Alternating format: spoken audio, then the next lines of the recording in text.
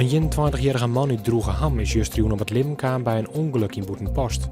De man reed met de auto de Oude Diek en rekte door onbekende oorzaak de macht door het stuur kwijt. De auto bedaarde in een diepe sleet. Een 20-jarige man die het ek in de auto ziet, had het wel oer hebben. De fiskafslagen van Haas en Lauwerzeer kunnen van 1 januari aan maar een oor verder. Ze hadden voor een nieuwe fisk- en garnalenafslag oprichten. De afslagen in Haas en Lauwerzeer binnen beide specialiseren in garnalen en ze denken zo de merk efficiënter betjennen te kennen. Wenningcorporatie Accolade vergoedert de skeer die ontstaan is door heiwerk bij de bouw van nieuwe huizen onder de Koningshof op het Jereveen. Accolade wie met het heiwerk begon ondanks bezweren van omwenners die het probleem maar verwachten. Nadat het in die skeer ontstier, maakt het heiwerk stil aan.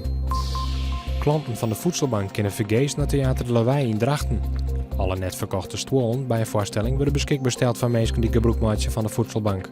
De regeling gaat maandag van start. Joen en vannacht kans op weer te sneeuw, rein en ijzel. De temperatuur loopt op het vriespunt in. Morgen bewolkt, maar letter op het dag rein. Het wordt dan een graad als 5.